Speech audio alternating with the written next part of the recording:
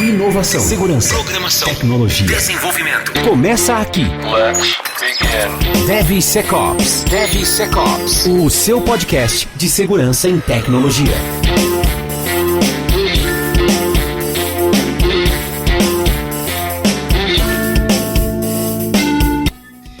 Fala pessoal, tudo bem com vocês? Sejam muito bem-vindos a mais um episódio do DevSecOps Podcast, episódio 37 da terceira temporada. Eu sou o Cássio Pereira. E eu sou o Rodrigo Balbino. E é uma benção anunciar o episódio de hoje, porque, mano, só os dois mais inteligentes do episódio de hoje. Que paz tá aqui. Que paz, não tem a voz chata do Gabriel, não tem o Marcos irritando, né? Uma maravilha. Roncando, né? O Marcos roncando. É, boa. Aliás, porque deu erro, né? A gente tentou gravar esse episódio antes, era eu, não tinha você, era eu, Gabriel e o Marcos. Aí cagou tudo o áudio, tivemos que regravar e hoje os dois não puderam. Então, enfim, estamos gravando nós dois, mas acho que foi. Deus sabe o que faz, né? É aquela história, Deus sabe o que faz. Pessoal, antes de começar o episódio de hoje, vale lembrar, DevSecOps Podcast tem o apoio da Checkmarx da Nova 8, que são especializados em segurança de sistemas de código seguro. Link da Nova 8, distribuidora da Checkmarx no Brasil, está abaixo na descrição do episódio no nosso site também. E a Contabilidade Olímpia, que é especializada em profissionais da área de TI. Se precisar abrir sua empresa ou migrar de contabilidade, entre em contato com o pessoal da Contabilidade Olímpia, que estarão prontos para te atender. O link deles também está lá na descrição do vídeo e no nosso site devsecopspodcast.com.br e também nas redes sociais. Sempre que a gente sai um episódio novo, a gente posta nas redes, LinkedIn, Twitter, Facebook, Orkut, Horóscopo, Que Passa, Flickr, a porra toda, OnlyFans, enfim. Em todo lugar que você procurar aí DevSecOps Podcast, você vai achar, vai ter lá o link dos nossos patrocinadores e os nossos links também. Segue a gente, acompanha com carinho. Bom, episódio de hoje, seu puto, vamos falar sobre o seguinte. Eu até pensei no título do episódio de hoje como prevenção, proteção, deu merda e agora. É literalmente, na minha cabeça, e em algumas literaturas, né, eu não inventei nada disso, mas você tem momentos da segurança, momentos de você prevenir, pensar antes das coisas acontecerem, né, e literalmente prevenir para evitar que algumas coisas aconteçam. A fase de proteção, que é você em tempo real ali tá monitorando e acompanhando esse tipo de problema. E a fase, cara, deu merda, e agora? Né? Logs, resposta a acidentes, coisas do tipo. Então, olhando para esses três pilares, acho que seria legal de introduzir pelo menos pra galera. Como é que você enxerga isso? O que você enxerga como prevenção? O que você enxerga como proteção? Como você enxerga como resposta a incidentes? Boa. Eu acho que é até um tema tão interessante porque a gente ainda consegue desmembrar ali do ideal e do mundo real. Porque se for falar de prevenção, é a melhor situação, né? Se previne, se alguém tentar te atacar e tudo mais, você já tá coberto, não vai acontecer nada com você. Mas no mundo real não é tão simples assim, né? Mas vamos lá, desmembrando ali. Quando a gente fala de prevenção, a gente fala... até fazendo analogia com outras coisas, né? Você evita, você pensa já, né, algo que possa acontecer e se previne daquilo. Você evita, você cria mecanismo para te proteger daquilo. Então, eu acho que de longe, eu acho que para qualquer situação, essa é a situação que sai mais barata, é a situação que você vai ter menos dor de cabeça. Então, teoricamente, seria o ideal pra gente, né? Então, por exemplo, carro, você faz um seguro, você tá protegido. Você já se preveniu, então se roubarem seu carro ou acontecer alguma outra coisa, né? Incêndio, batida, você tá prevenido. Saúde, mesma coisa, melhor você ir fazendo check-up, você tá lá, periodicamente no médico, analisando pra ver se você não tem nada, do que esperar estourar um câncer lá, alguma coisa e, puta, já tá no último estágio, não tem o que fazer. Então, a prevenção, acho que sempre, não sei se seria 100%, não sei se cabe nisso, né? Porque tem questão de custo também e tal, mas a prevenção é sempre o que vai te dar menos dor de cabeça. Então, acho que a gente pode começar por aí, né? Boa, inclusive ontem, na tentativa de gravação desse episódio ontem, os meninos usaram essa mesma analogia do carro, né? E aí o Gabriel até falou, cara, a prevenção seria o cinto de segurança. E aí ficamos no debate, mas será que o cinto de segurança é uma prevenção ou uma proteção? Ele não vai prevenir do acidente acontecer, mas ele vai te proteger até certo nível. Se tiver 300 por hora e bater de frente com o trem, não vai te proteger de porra nenhuma, né?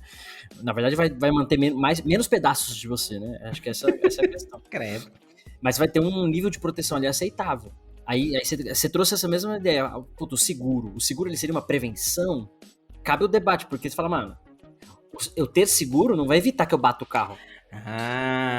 Sacou? Boa, é uma boa. Olha só como é. Mano, e aí, esse é o debate. Eu queria trazer isso pra gente tentar falar, cara, beleza, e como é que a galera enxerga esses cenários, esses momentos, né? Eu tô prevenindo, eu tô me protegendo em cibersegurança, ou em application security, né? Mas continua o seu comentário. Eu acho que se trazer isso pro nosso dia a dia, falando de ferramentas e tudo mais, fica muito claro isso, e agora você falando disso daí, fica claro também com a analogia.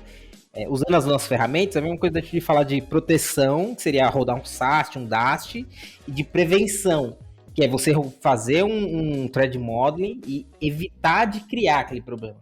Então, e a proteção seria, já criou o problema, você já tem, vai acontecer, pode ser que aconteça, pode ser que não, mas já passou da parte de prevenção. Agora você evita o problema, né? Você coloca ferramentas e fala, beleza, não consegui me prevenir, mas agora estou me protegendo disso. Ou colocar um AF que não resolveu o problema, mas tá aqui, ó. Tô colocando o cara, ele vai ter ele tem uma barreira a mais.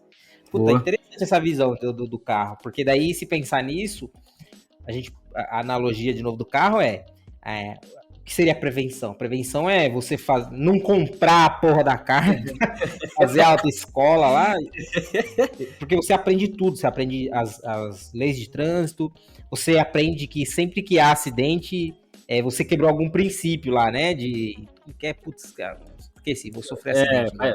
Faz tempo. Não, mas esse ponto a gente discutiu ontem exatamente isso, porque assim, mano, é legal pensar, cara, eu preciso me prevenir. A gente chegou à conclusão que sim. Você falou, cara, 100% prevenção, seria o mundo ideal. Só que é muito difícil você pensar em todos os cenários possíveis. É possível, mas dentro do nível. Até a Threat Modeling ajuda muito nisso, com os frameworks e tudo mais, para você chegar ali em alguns contextos. E definir requisitos de segurança e tudo mais, para que você crie o seu software, né, ou a sua aplicação de uma maneira mais protegida. Não quer dizer que ela vai estar segura, mas ela está mais protegida, ela tem mais requisitos de segurança. E aí, voltando para a analogia, prevenção no carro, por exemplo, é o que você falou, carta de motorista, talvez um curso de direção defensiva, talvez o cara vai dirigir sempre dentro do limite de velocidade, aquelas coisas todas. Manutenção do carro, né, você está trocando o pneu, você não está deixando o negócio careca. Exato, então tudo que envolve evitar que algo vá acontecer cabe dentro de prevenção, dentro do nosso contexto. E aí, você deu exemplos aí de SAST, DAST, por exemplo, eu acho que eles entram nos dois cenários, mas para falar dos dois cenários, vamos pro próximo. Como é que você vê a proteção? O que seria a proteção? Como é que é se proteger de alguma coisa? Você já sabe que alguma coisa vai acontecer, ou que você tem pelo menos um risco, e você cria medidas para se proteger? Como que é isso? Dentro da segurança ali, falando de AppSec, é interessante que a gente sempre está ouvindo isso, que às vezes tem time que a velocidade do negócio não deixa a gente parar aquele time para fazer as correções, porque são muitas correções, vulnerabilidades, então eles preferem não parar para corrigir para ter velocidade. Parêntese. Corrigir vulnerabilidades oriundas de onde? De um SAST, por exemplo. De um SAST, Então, o SAST, nesse contexto, seria uma ferramenta de prevenção ou proteção? Eu acho que, neste contexto, ele seria de prevenção, porque você está tentando impedir que algo vá para a produção. Mas imagine o seguinte, porque é mais complicado, porque no software, ele tá sempre em círculo ali. Então, pode ser que essa vulnerabilidade, ela já exista. Boa. E o SAST, ele tá apontando aqui num outro ciclo que ele viu, mas ela já tá lá na frente. Então, é até difícil mesmo saber se ele é proteção ou prevenção. Eu joguei essa pergunta ontem e a conclusão foi, se é um software novo, do zero, um projeto novo, e você tá rodando tudo isso, a gente considera como proteção. SAST, DAST, SCA, porque você tá dentro do seu ambiente de desenvolvimento, vamos chamar assim. O próprio SCA, né? O SCA achou uma vulnerabilidade numa biblioteca, já tá público isso, já tá sendo explorado, mas você não tá em produção. Quer dizer, você não tá como diria um ex-chefe meu, você não tá com a bunda na janela. Então, de certo modo, você tá prevenindo. Todas essas ferramentas de teste de segurança vão te ajudar a prevenir problemas. Uhum. Mas aí, é o que você falou, tem um ciclo ali e tal, mas se eu já tô em produção, já tenho uma versão lá e tô rodando aqui, fazendo, né, commit e coisas do tipo, e esse código eu sei que tá em produção, aí vira uma ferramenta de proteção. Uhum. Na verdade, proteção / prevenção, né? Porque, proteção que você achou um problema, opa, beleza, só que já tá em produção. Aí você tem que corrigir e voltar. A confusão é por conta desse ciclo, né? Porque não é uma coisa que começou, vai e acabou. Não é waterfall, Depois, ela volta, ela tá lá de novo, e se você não mexer, ela vai aparecer de novo, vai estar apontando. Aí, o que eu ia falar lá, que era, né, tipo, que dá pra fazer analogia não, mas o que acontece no ciclo de desenvolvimento. Quando o time, ele aceita esse risco, então o cara ali viu e fala, cara, beleza, tô vendo o risco aqui, não tem equipe montada para isso, que às vezes tem aplicação legada lá que nem tem time mais, você não tem quem cuida disso.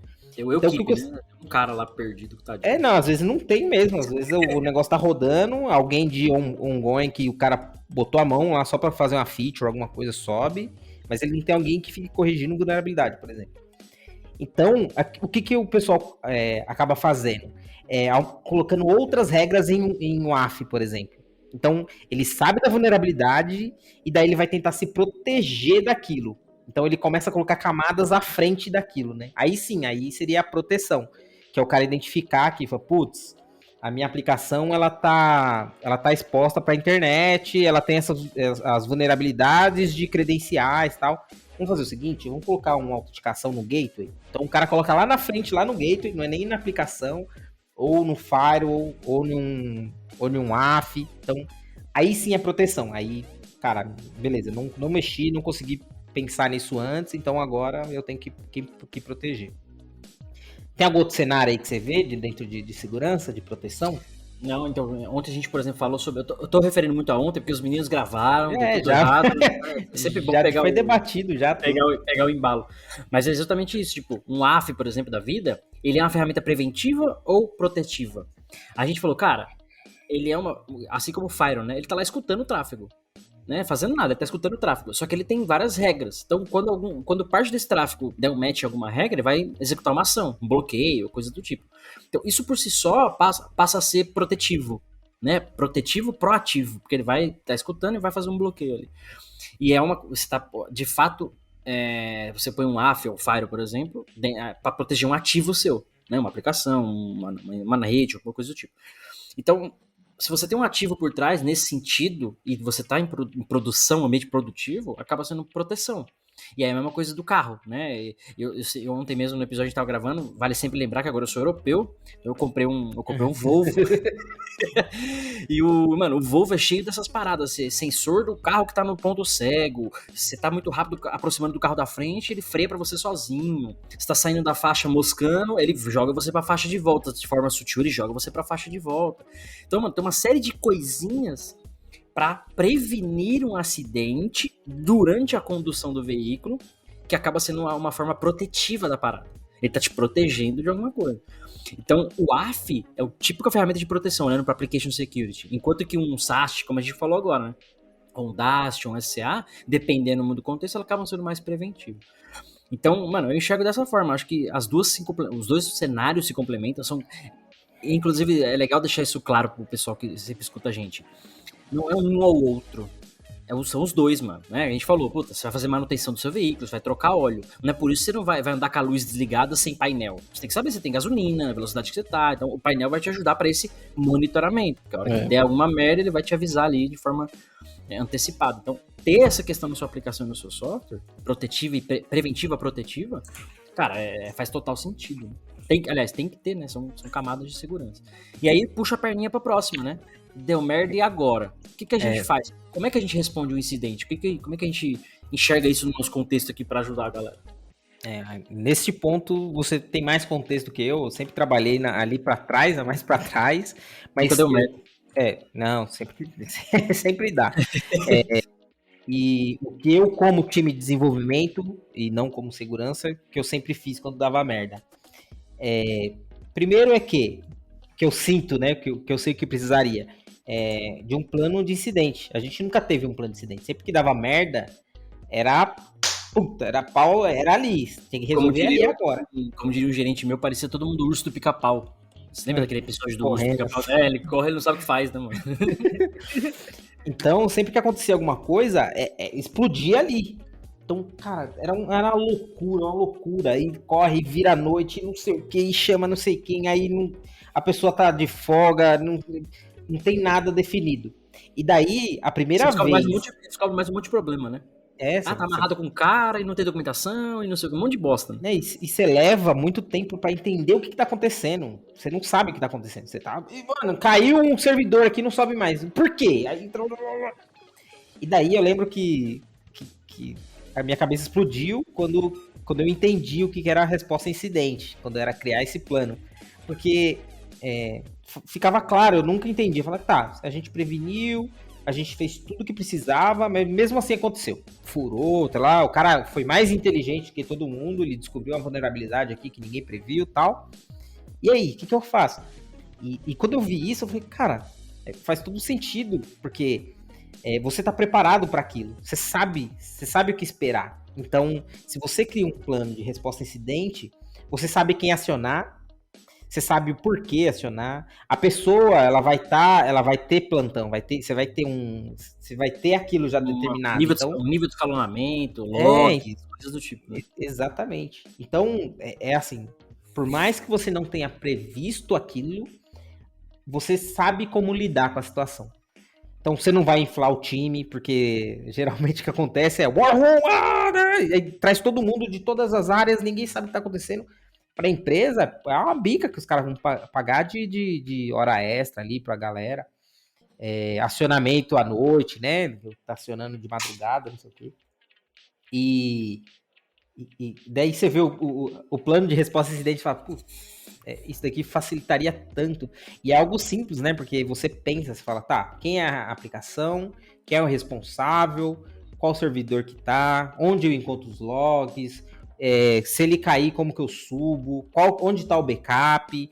Onde tá o repositório? Quem tem permissão? Então, cara, você tem tudo, acabou. Então, por mais que você sofra um ataque, sofra alguma coisa que seja um incidente mesmo, o seu tempo de resposta vai ser bem maior, né?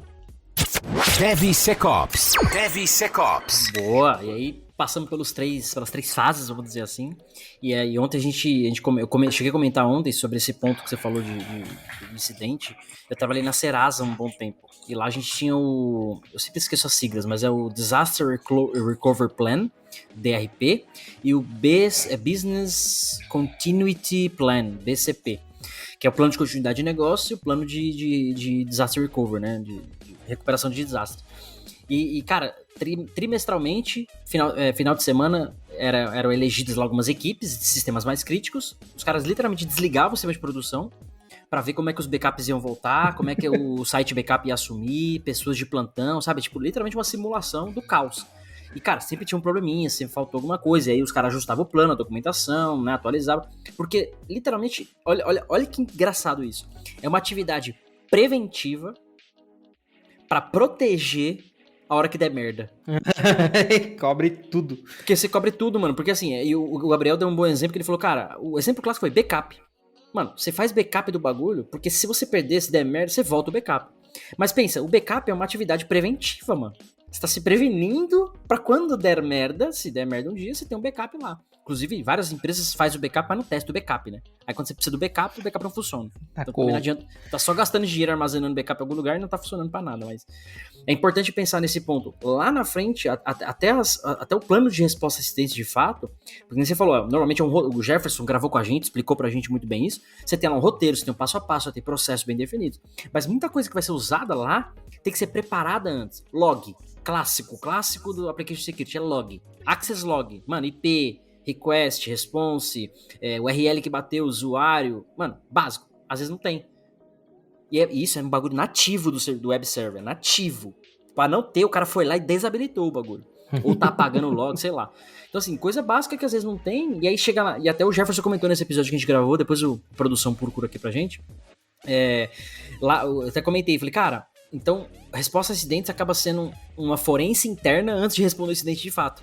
Porque a forense tá bom, mano, quem é a aplicação, quem é o dono, onde é que tá o log, quem é que chama, não sei o que, não sei o que. Então, é um trabalho chato pra caralho, interno, dentro de casa, você não precisaria ter. Bastaria acessar um portal, cara, tá aqui, ó, esse é o log, é aqui que chama assim, assado, pra facilitar tudo isso, né?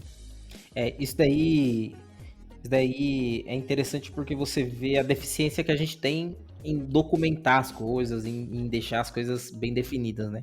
Porque são coisas simples Então, eu lembro que a gente tinha algumas práticas de colocar tudo dentro de repositório, por exemplo. Então, se a gente falava da aplicação e entrava na documentação da aplicação e no repositório, a gente já colocava os servidores de produção, de desenvolvimento, de QA, colocava onde estavam os acessos, tinha algumas falhas de segurança que a gente acabava colocando informações que não tinha. É claro, no contexto fechado, dentro da empresa, com autenticado e tudo mais, mas assim, era uma forma da gente manter aquilo.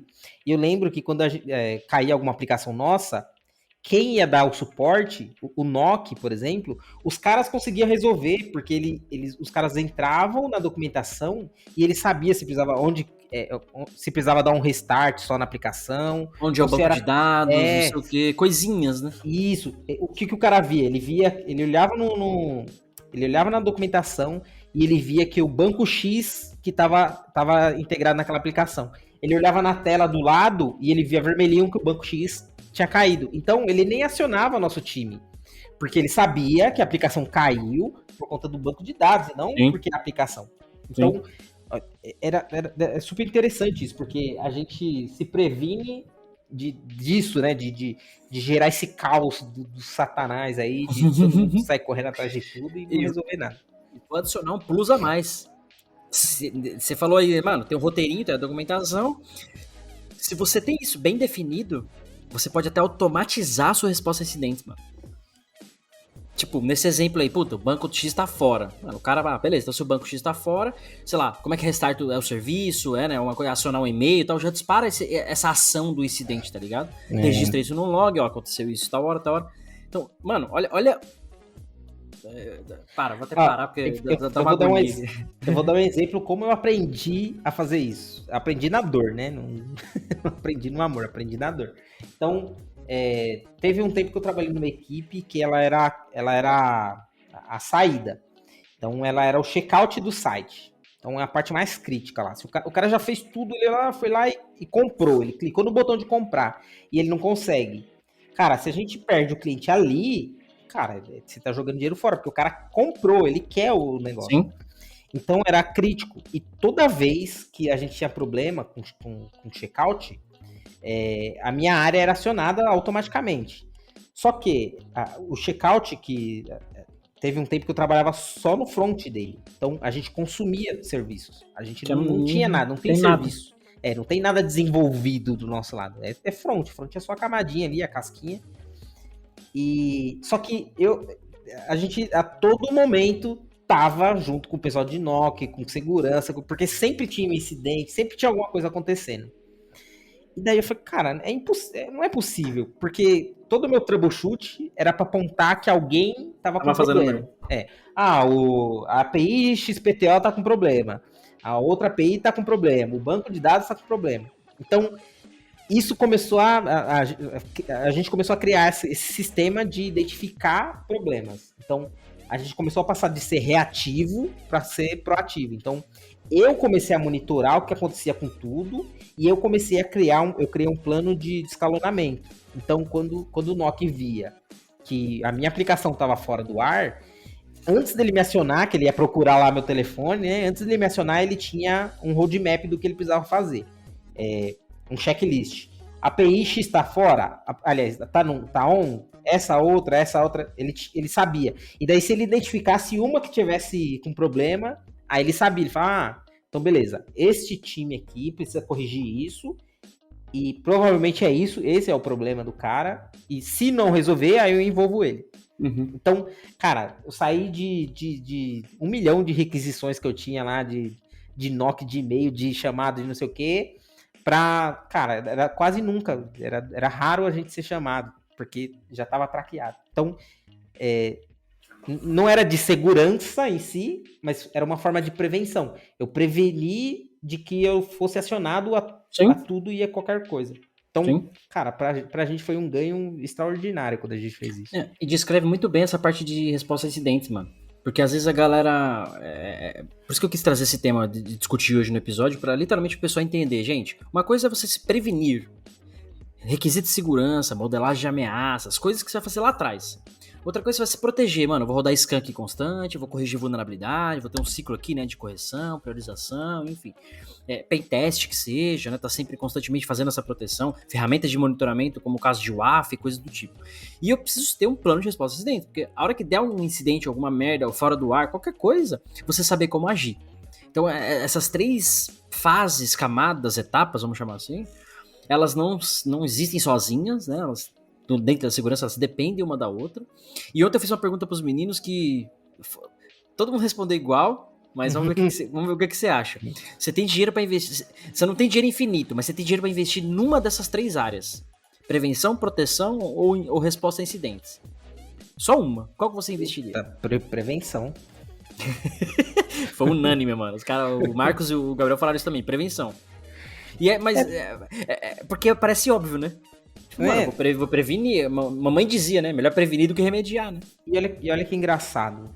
Aí sim, aí eu tinha até colocado aqui uma pergunta pra levantar com você, que era a questão do custo. Tipo, se isso é bom, né? Se tudo isso é bom, por que a galera não faz? Por que você não tem isso em todas as camadas? E daí uma das coisas é o custo. Então, às vezes realmente o maior custo vai estar lá na frente, na prevenção. Porque eu preciso de pessoas dedicadas. Na frente ou atrás na prevenção? Na prevenção, na camada... No shift left, né? No shift left, tá. Porque eu preciso de pessoas treinadas para isso. É que assim, sempre que a gente pensa no mundo ideal, ali vai sair mais barato. Porque... Esse é o ponto. Porque eu não tô desperdiçando um tempo com a galera correndo atrás das coisas. Não... E o pior? O pior é, você não tá em risco.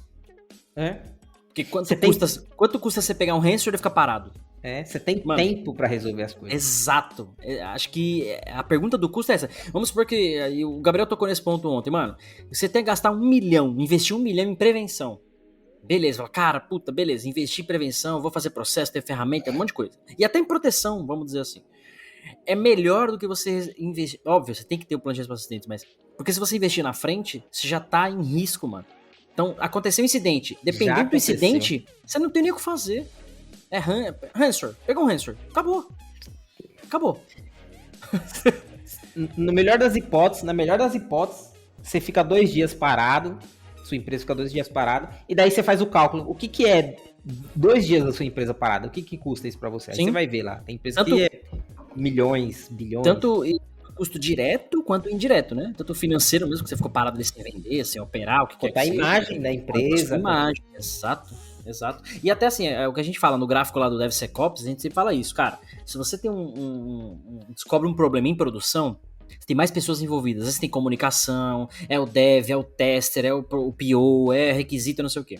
Se você descobriu isso lá na fase de desenvolvimento, lá atrás, cara, tá no dev ali. Não tem risco envolvido, tá mais tranquilo. É aquela história, tá mais barato de corrigir, você tem tempo pra corrigir, pensar. Então vale o esforço muito maior na prevenção do que na resposta a incidentes. E aí, só um adendo. É aquela história, né? Mãe fala, leva o guarda-chuva. Mano, eu odeio carregar coisa. Tipo assim, na mochila então eu não ligo, mas minha mão tem que estar livre, tá ligado? Se eu precisar dar um soco em alguém, as mãos estão livres. Então, tipo, eu odeio ter alguma coisa na minha mão. E aí eu, mano, falava, puta que pariu, eu não vou levar o guarda-chuva. Mano, mas era batata, você não leva, o bagulho chove. Só que aí você começa a parar pra pensar, qual é o custo da chuva? Puta, você se molhou, você teve que esperar algum lugar pra chuva passar, você se atrasou pro compromisso, blá, blá, blá. Estragou aquela roupa. Estragou a roupa novinha que você ia pro encontro com a novata. Então, tem um impacto ali do seu lado. Se você levou o guarda-chuva e não choveu, porque alguém pode argumentar, cara, mas tá bom, eu investi tudo isso em prevenção e nunca tive um problema. Que bom! Pra isso que a gente paga seguro de vida, pra não morrer. É pra isso que a gente paga seguro de saúde, pra não usar. Isso é foda. E essa é a falsa sensação de que você tá gastando mais. Porque quando não acontece, você olha e fala assim, joguei dinheiro fora, investi o dinheiro aqui, não aconteceu nada. Por exemplo, há 2-3 anos, mais ou menos, roubaram uma das minhas motos. Uma das minhas motos. A moto que eu tinha, roubaram. E eu tinha seguro. Cara, fiz o BO, eles esperam achar a moto ali e tal. Mas tinha brinde, né? Como assim, brinde? O cara levou a moto e levou mais uma coisa, né? Tinha um notebook dentro do baú. Notebook qualquer não, Microsoft Surface. Enfim, esse eu perdi. Mas pelo menos não perdi tudo. Então, mano, fiz o BO, liguei no seguro, mano, sei lá, 15 dias, tava com a grana na mão, comprei outra moto. Sem o seguro, tinha perdido, a moto valia 12 pau. Tinha perdido 12 mil reais. Saca? E mesmo estando com seguro, eu não queria usá-lo. Você não quer ter uma moto roubada, você não quer ter a dor de cabeça, abrir boletim, blá, blá, blá, blá, blá. Então, é o tipo de coisa que você investe porque você sabe que o impacto é maior lá na frente, se acontecer algum problema. E se não acontecer, é aquela sensação de garantia. É a mesma coisa do plano de saúde, mano. Muita gente às vezes não paga porque o SUS é bom. Até é. Mas dependendo do problema que você tiver que esperar na fila, né? Uma série de problemas que o SUS tem, apesar da parte boa, é um impacto muito grande. Então, muita gente não quer pagar pra ver. Né? Então, acaba investindo nessas questões de prevenção e proteção que acho que faz sentido. E eu queria trazer essa mentalidade pra galera que escuta a gente, leva aí pros CISOs e todo mundo que escuta a gente. Inclusive, ontem eu mencionei também, ontem na gravação que não deu certo, mas hoje tá dando certo, eu mencionei que a gente tem aumentado muito a audiência, cara. Tem chegado muita gente nova aqui no podcast, muito ouvinte novo, tanto no canal e nas plataformas. Agradecer a galera aí, continue compartilhando, continue ouvindo. E literalmente o trabalho aqui é de conscientizar. E uma das coisas que esse episódio traz, a mensagem não é uma ferramenta, mano. Eu vejo a galera muito comprando SAST, agora eu tô escaneando meu código, eu tô protegido. Beleza, mano, você tá escaneando, você tá achando problema. Mas você tem um gestão de vulnerabilidade, tá corrigindo, tá retestando. Porque uma coisa é você falar corrigir, outra coisa é você retestar e ver se garantiu mesmo. Então, tem ferramenta de SAST, tem o AF, tem uma série de coisas que tem que ser implementada. Não é uma coisa só. Então, você vai prevenir, você vai se proteger, você vai monitorar. Então, criem esse mindset. E aí, eu falo muito, eu tenho a minha live lá no YouTube, depois a galera procura aí, o Application Security Experience, que eu falo sobre o Homem de Ferro, né, explicando as analogias, tal, apresentei sobre isso aqui também. E agora, você falando, eu lembrei de uma cena no Guerra Civil, quando o Visão atira lá e cata o máquina de combate lá, esqueci o nome dele, e ele cai, o Homem de Ferro vem, tenta resgatar ele cai no chão, e o Homem de Ferro, assim que o Homem de Ferro chega, o Jarvis lá, Friday, fala dos sinais vitais dele. Os sinais vitais estão estáveis, e aí ele fala, o time de resgate já tá a caminho. Então, mano, o computador dele ali já acionou o resgate, a galera vai vir e tal. Tipo, a resposta assistente automatizada, mano. Aconteceu uma merda aqui, já aciona, tal. Mano, eu acabei de lembrar desse contexto que é a resposta assistente automatizada. E daí, eu lembro até do upgrade lá depois, né? Ele se ferra nesse daí. No próximo não consegue filme, alcançar, né, o Rhodes. Ele não alcança. No próximo filme, o Stark dá uma armadura pro Homem-Aranha e a armadura tem paraquedas. Ele aprendeu com esse erro. Exato. Na verdade, é 2 upgrades. Tanto a armadura do Homem-Aranha tem paraquedas, quanto a dele tem o Bust. Um Buster, né, pra subir mais rápido, que ele não conseguiu pegar a tempo, ele teve que subir mais rápido. E, mano, a palestra que eu fiz é exatamente isso. É esse mindset de mano, upgrade. Você não vai ter a versão 1 100%, mas você tem que melhorar na 1.1, na 1.2. E tem que ter isso constantemente quando a gente fala de segurança. E essas 3 etapas são exatamente isso. Né? Mano, eu vou aproveitar que você falou do CISO e deixar uma coisa que acho que... Já tirou o seu? Quero tirar urgentemente. Eu não tive essa porra. Curioso.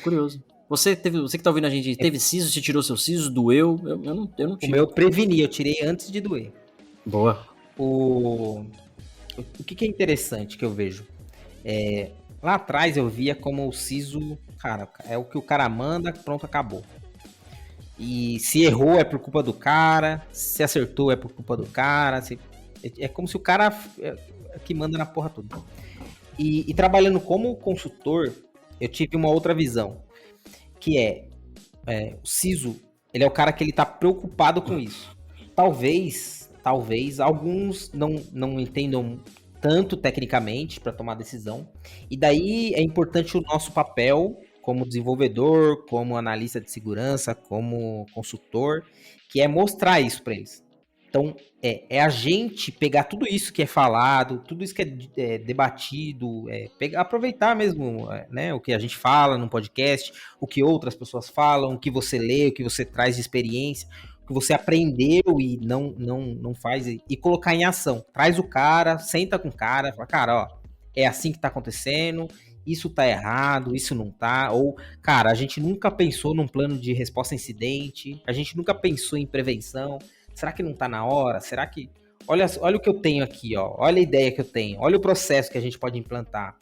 Ah, não tenho verba. Cara, e se a gente tentar reduzir o máximo na verba, começar a pensar em prevenção? Porque daí você vai gastar menos. Então, em vez de você pensar numa resposta a incidente agora, vamos começar com prevenção.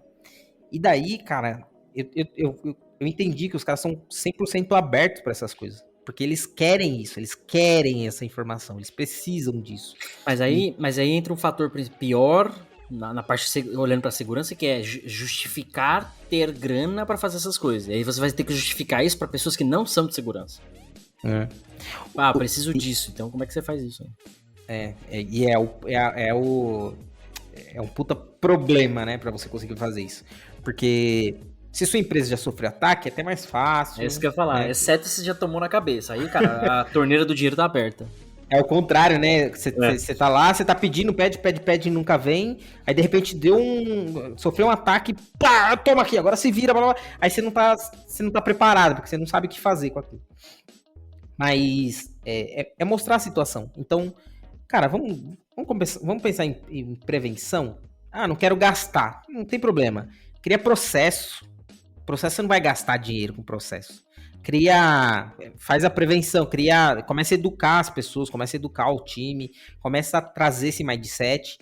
Você consegue fazer isso sem gastar. Se você gastar, é claro que você acelera, você consegue escalar mais rápido, mas sem gastar, cara, faz um compilado de YouTube ali, de podcast, de coisa, começa a passar pro time, começa a criar documentação do que seguir, começa a criar... Ouso dizer que se empresas brasileiras maratonarem o DevSecOps Podcast, já tá meio caminho andado. Digo mais. Não precisa nem maratonar todo o podcast. Nem isso. Na última temporada teve toda a série ali do SDL ali. Escuta essa série aí. E vai. Só vai. Consegue fazer sem gastar grana. Quer acelerar? Quer escalar? Depois agradece a gente. Não precisa nem pagar nada. Não, pode pagar sim. Mas, mano, deixa eu só rodar um... Segurança, tecnologia, DevSecOps. Vou dar uma vinhetinha aqui que tá muito tempo falando. Você tocou num ponto agora de treinamento. E ontem eu puxei esse tema também, que eu sempre gosto de falar dessa parte educacional, que era justamente isso. Onde entra treinamento nesse cenário? Eu tô prevenindo, eu tô protegendo, ou eu tô olhando para resposta a incidentes? Como é que treinamento se encaixaria nessas três pilares, vamos dizer assim? Eu chutei, porque é um debate que a gente literalmente não tentando amadurecer a ideia, mas eu chutei que o treinamento se encaixa nas três quando você fala de treinamento técnico. Você vai estar treinando alguém para prevenir, treinar um cara em threat modeling, você vai treinar um cara em pentest, vai treinar um cara em resposta a incidentes, né? Então você tem um treinamento mais técnico.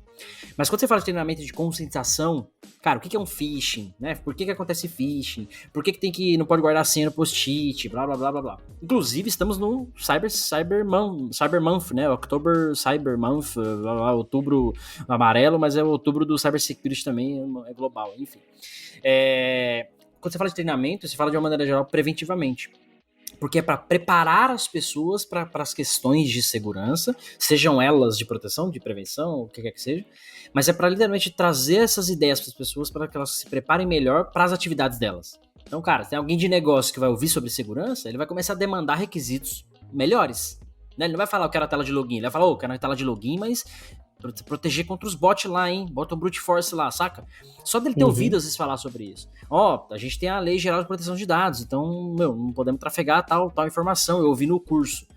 Então, só dessas pinceladas, às vezes o requisito vem melhor, que é onde eu falo, aí é o real shift left, né? No requisito, começa lá. Então, o treinamento, de uma maneira geral, pra mim, ele se encaixa perfeitamente na prevenção, mas como é que você vê isso aí? Eu acho que você tá certo. Acho que ele encaixa em qualquer momento ali. Inclusive, você tinha dado um exemplo lá atrás, lá do resposta a incidente. Então, imagine que você vai criar agora seu plano de resposta a incidente. E usa aquela tática de derrubar. Fala, tá, como que a gente faz?